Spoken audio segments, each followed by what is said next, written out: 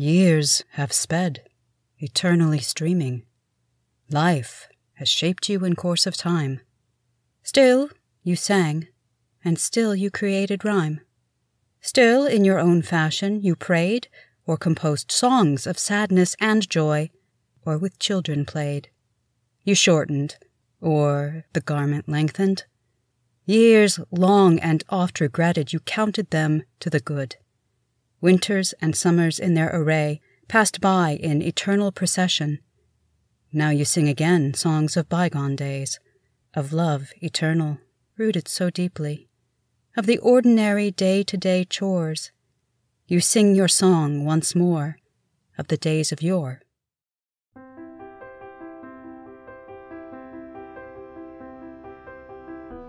Welcome to Episode 1 of the third season of Theater Dybic's The Dybiccast. I'm Aaron Henney, Artistic Director of Theater Dybic.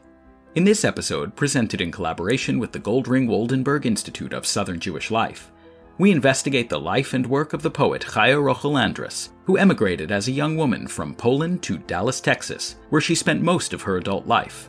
Her story serves as an entry point for us to explore some of the social, political, and cultural dynamics of Jewish life in the South. At the top, you heard actor Julie Lockhart read a selection from Chaya Rochel's poem, Years Have Sped By. Throughout the episode, Julie will perform a variety of poems from Chaya Rochel's body of work, all of which will be intercut with information about the circumstances of her life, the time in which she lived, and the organization with which she was involved, the Arbeter Ring, which many people now know as the Workers' Circle.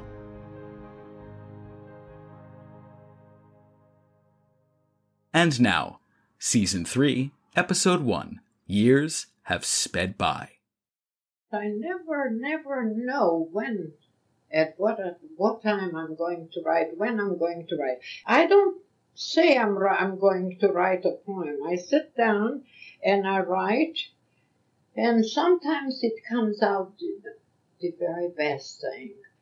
But then I started thinking back. Let's see. Why did I say that? And all of a sudden I say, no, that's no good. I tear it up and throw it away.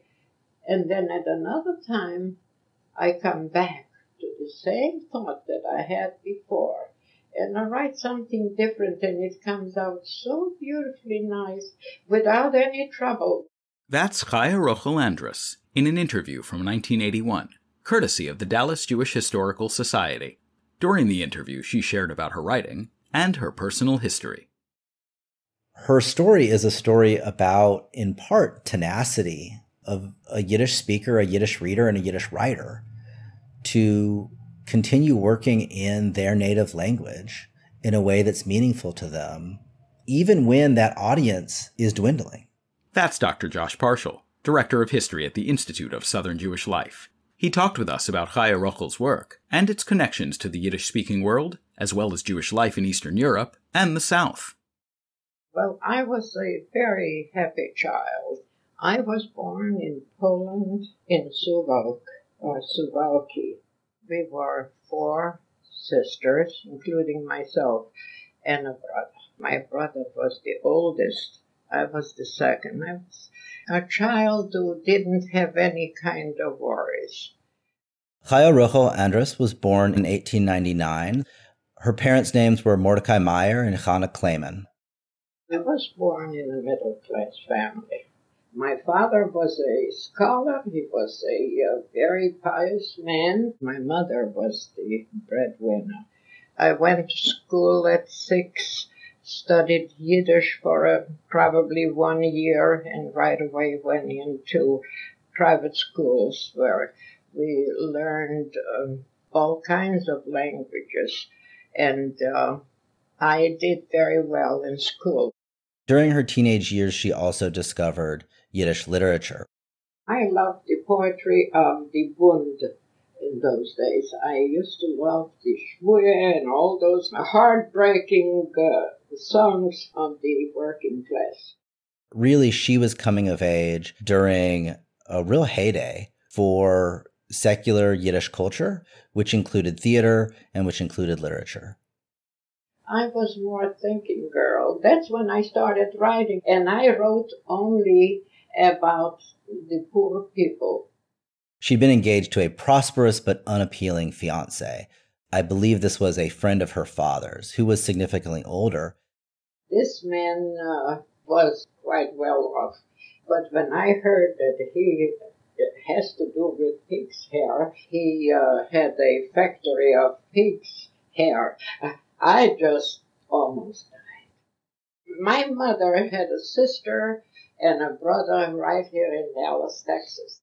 I wrote letters to my uncle and aunt that if they could possibly bring me to this country, to America, then they would just save me from marrying someone that I don't love. They answered my letter right away. Not only with the letter, but right away I got the whole package with affidavits of support and a ticket from New York. This is a side note, but I have to tell it. When Chaya Rochel and her parents, presumably, went and broke the engagement with this fiancé that she didn't want to be with, he actually warned her parents that if she broke off the engagement and went to Dallas, she would end up marrying a black man there. Very interesting that this idea of, first of all, racial difference in the South and also the threat of miscegenation were circulating in Poland in 1921 or 1920. In 1921, she immigrated to the United States. So when we look at the story of Chaya Rochel Andres and her immigration, she's arriving in Dallas at the end of a period of mass Jewish migration to the United States. I think a lot of people will be familiar with this. The idea that between 1880 and the early 1920s, you get millions of Jews from Eastern Europe, primarily the Russian Empire, who arrive in the United States. And this is transformational for American Jewish life at the time and for American Jewish history. On the boat, I met a lot of young men and young girls, and we were singing, and we were just having such a marvelous time. I was never sick even a day on the boat. She lives with an aunt and uncle in Dallas. They introduce her to the local Jewish community, the local Yiddish-speaking immigrants. She married one of these other immigrants, a fellow immigrant, in 1922, Harry or Herschel Andres. He spoke a beautiful Yiddish. I didn't look for anything else at that time. I guess I didn't have sense enough to look for anything else. It speaks to the centrality of Yiddish in her life. Yiddish being her home culture, something that was important to her and was a comfort to her in this new place.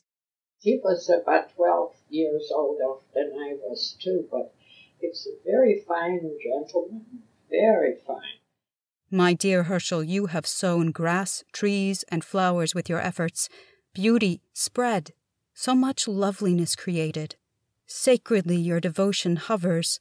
Your roots demand my enduring, not with tears but with strength you dissipate my sorrow, my yearning.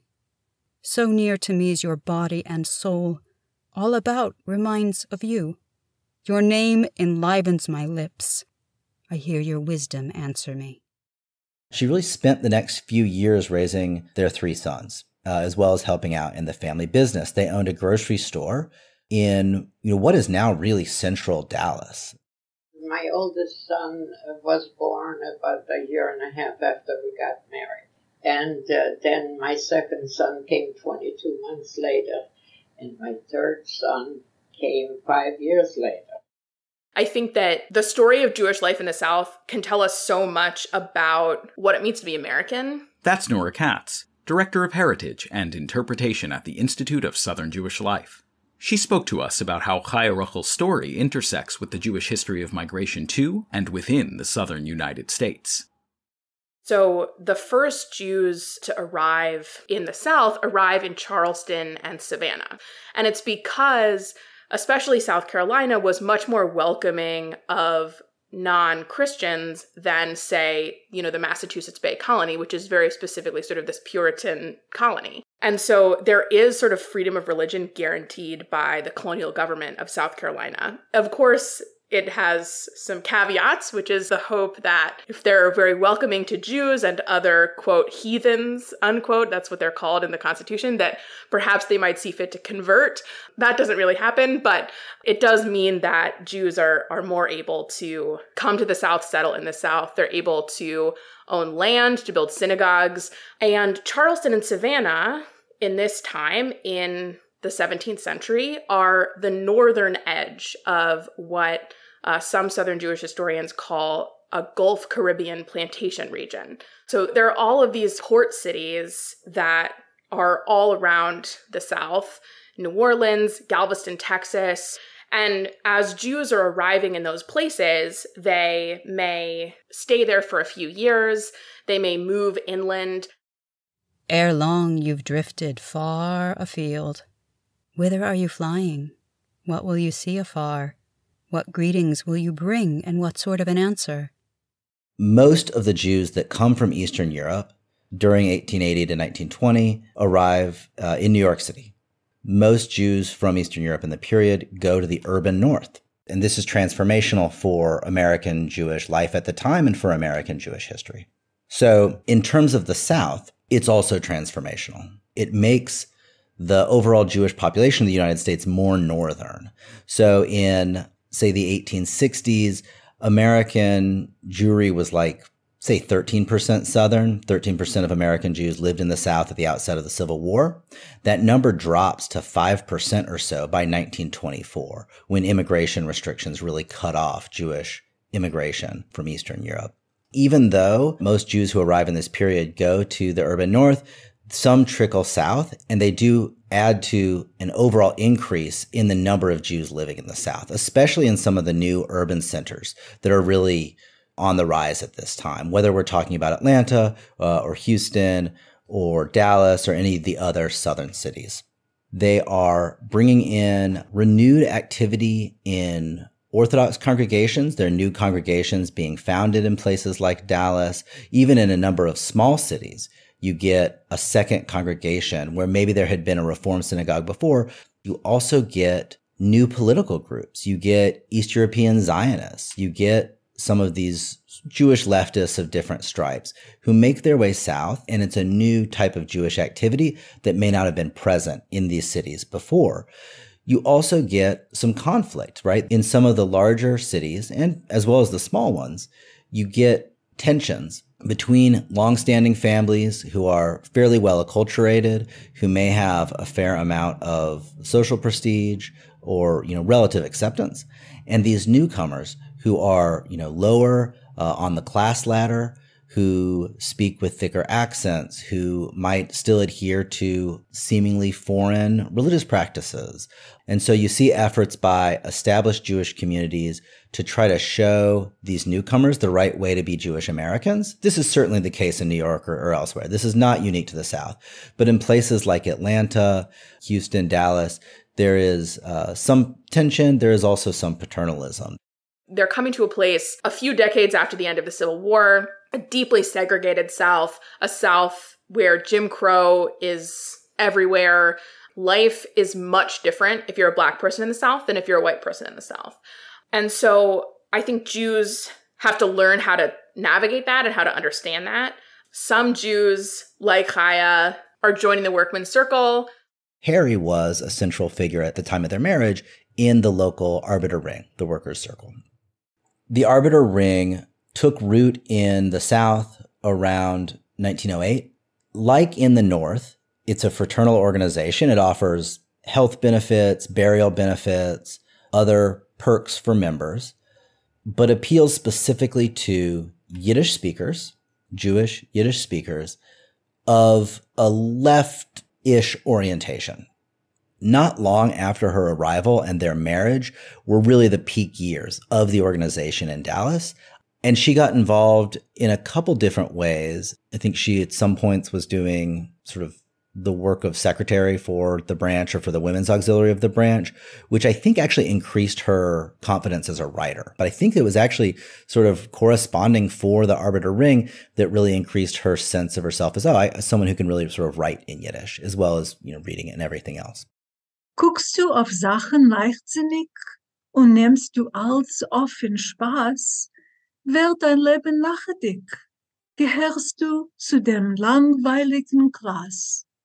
She was probably involved with the Women's Auxiliary, and she became involved with its schools. They opened an after-school Yiddish program in 1926.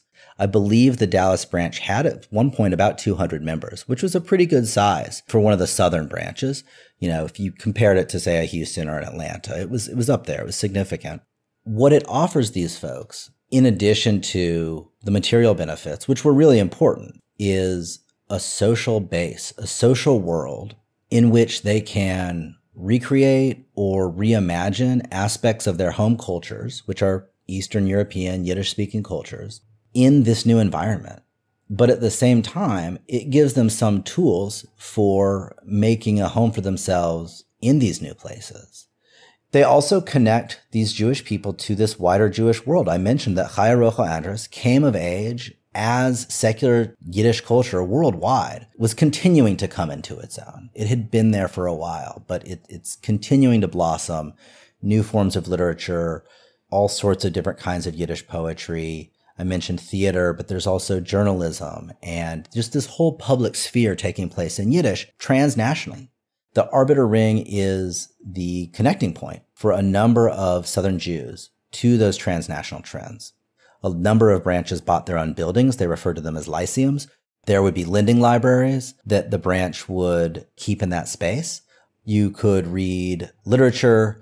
You could read works of history, works on American civics. There would be literary events or debates where people would talk about the ideas in these books or in these magazines or journals or newspapers. I read then. I read a lot. I read all of our Yiddish classics, and I was interested only in the cultural life. And it was very much a culture of, sort of self-education. That was a big emphasis of theirs. It was in part about modernizing themselves. It was in part about Americanizing themselves, even if it was in Yiddish. And so as they're becoming accustomed to the new place, through the Arbeter Ring, they're also organizing as a group, and in some cases, at least to some degree, trying to exert influence on the places where they've arrived. That might mean campaigning for the Socialist Party, as a number of Arbeter Ring members did in a number of southern cities.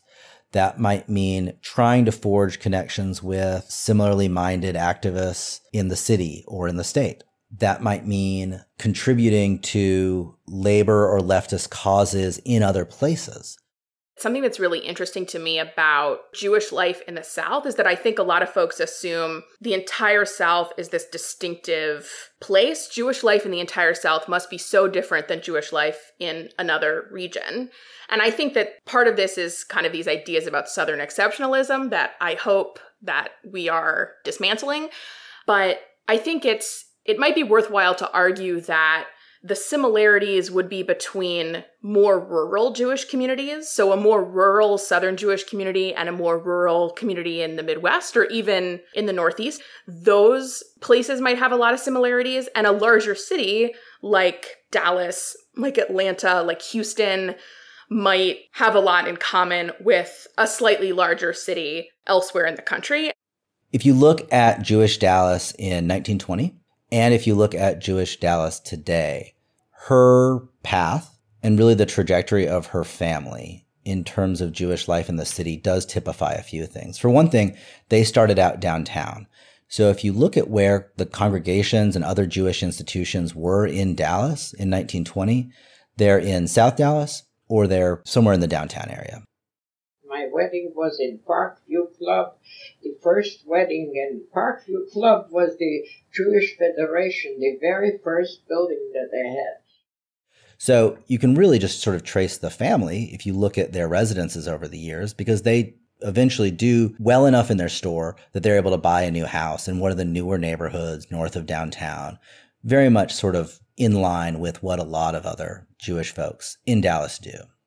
We never had to worry about money. We had a store. We had always food. And I wasn't interested in money.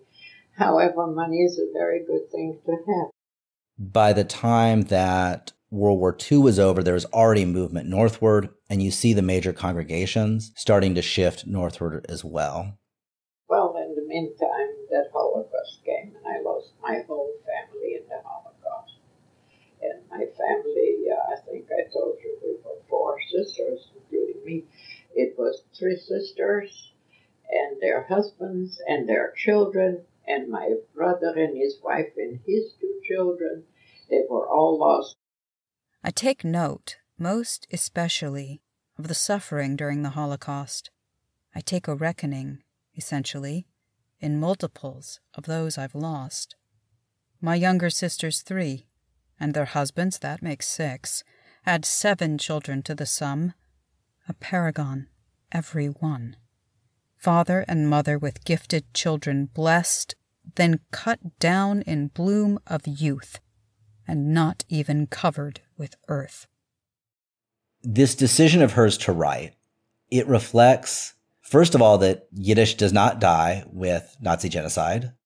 Everything that came out of the depth of my heart was the Holocaust, and it was all published right away. It's now well after World War II, and she begins, I suppose, corresponding with some people at some literary journals. She sends her poems to writers she admires and sort of finds her way into publishing. I read his books, his first few books that he has written, and I wrote to him how much I enjoyed his writings, his poetry, and when I got a letter from him, it says, "Where in the world did you learn such a Yiddish?" I had many poems published in Toronto in their weekly. They published everything Shalom Stern sent to them. So she publishes this series of books really later in her life. It begins with poetry, but the later volumes also have prose memoir written there. The poetry itself is very memoiristic. With Chaya Rochel Andres' writing, we see a lot of engagement with religious themes. There are really, you can look tons of examples in her poetry, and she writes a number of poems that are specifically about holidays. Her poems about the holidays are also tied in with the seasonal rhythm of life in Eastern Europe. She's writing about nature as she's writing about Jewish practice. Out into the fresh air I stroll, tread on the soil with sprouting grass.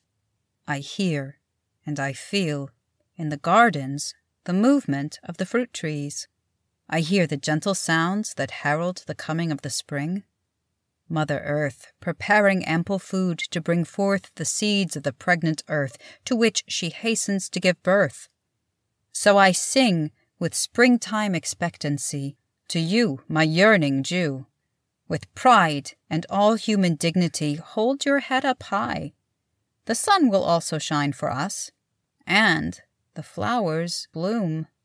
The stars will wink down from above, and the birds will sing their tunes. We will play a part significant, as for a Jew is befitting. We will sow and we will plant. There will be digging and building. We will fly into the furthest reaches of the sky, and all that humanity seeks, we shall reach. The Andres family did not stay in the grocery business forever.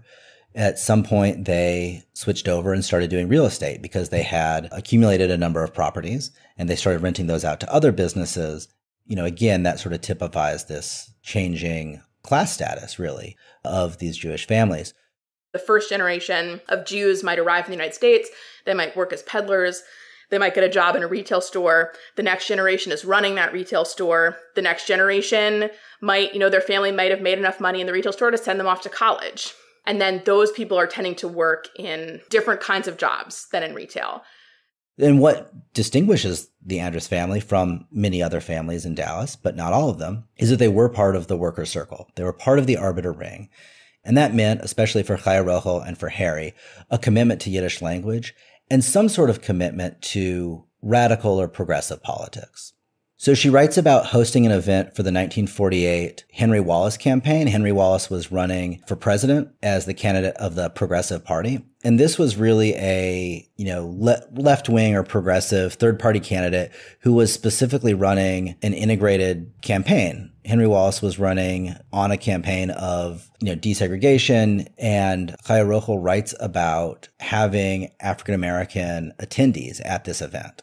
And that would have been somewhat unusual, I think, in Dallas at that time. It would have been somewhat unusual for someone living in a white, affluent Dallas neighborhood to host a political event and also invite African-American supporters of the candidate to their home. So I've written about this particular poem called The New Life, Das neue Leben, where she really seems to be expressing ambivalence about perhaps the ease of American life in her later years. If you look at things frivolously and take everything in fun, your life will become mundane. You'll be among the tedious ones. You scarcely wish to revive your world, and you've spotted a ray of light. Strive for sun and brightness. Block the way to injustice and suffering. Days and years pass by, springs, summers, falls, and winters. You encounter many thorns on the way. If you triumph, you remain chipper, and you don't fall down. If ever your heart should pump with freshly boiling blood, thoughts swim in the depths. Let loose your outcry. It will be good for your health. Don't get bored, and don't be surprised that time passes by too quick. Grasp the song of eternity in the trill of a whistling bird. Time moves to difference. Fit yourself in a frame. You've lived stubbornly long enough. You too will be swept downstream.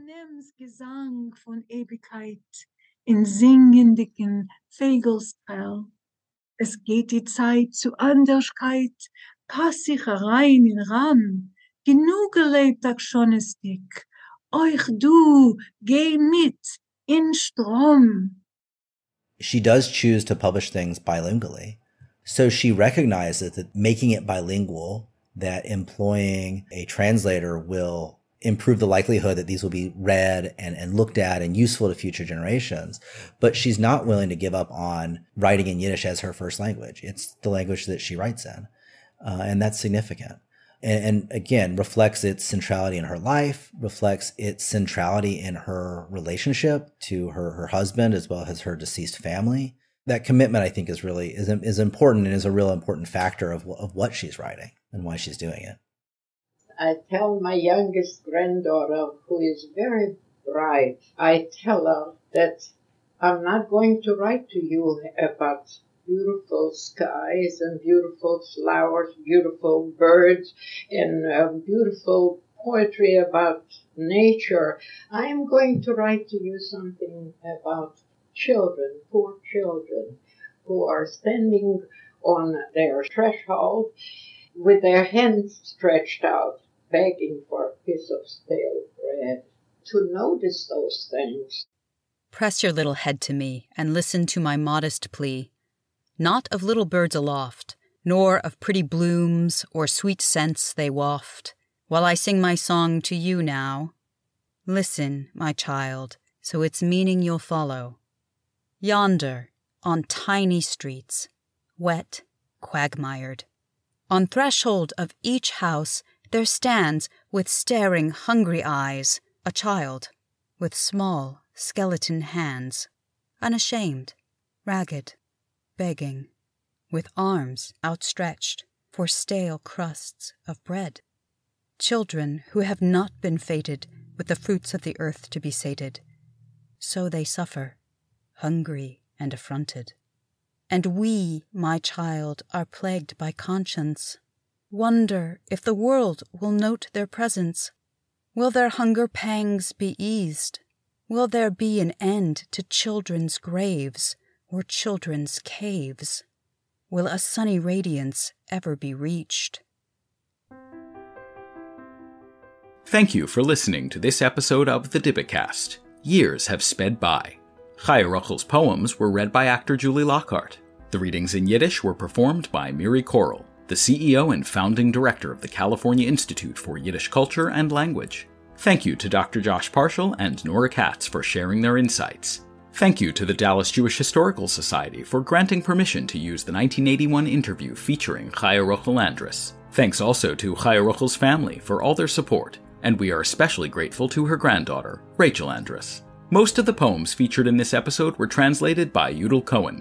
The New Life was translated by Dr. Josh Parshall, with assistance of the editors at In Geweb, a journal of Yiddish studies, which published it. Our theme music is composed by Michael Skloff and produced by Sam K.S. Story editing on this episode was led by Clay Steakley and Julie Lockhart, with support from me, Aaron Henney. This episode was edited by Mark McLean Wilson. Please visit us at theaterdybbuk.org, where you will find links to a wide variety of materials which expand upon the episode's explorations.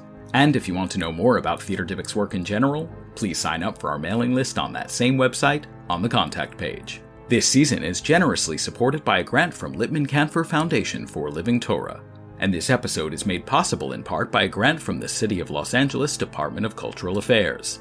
This episode was presented in collaboration with the Goldring Woldenberg Institute of Southern Jewish Life. Information about that organization and its programs can be found at isjl.org. The Dybbukcast is produced by Theater Dybbuk. Where do the years vanish? Where do swiftly fly the days? Can years merely wander afar, or be retained at a distant shore? Does life stretch like the longest span? Do the years in circles turn? Still, our lives are with years laden. What's once past can no longer return. Now it comes to mind that to stride back is an impossibility. What's gone, toss like feathers to the wind. Utilize your creative powers fully. Do not carry your deeds to the great beyond. In this world, see that humanity its bounty gets. Make of life what is righteous and good. Give it thought, and by all means a precedent set. While our life is heavily overladen, and your years do not in circles turn, life stretches like the longest span. What has once gone will never more return.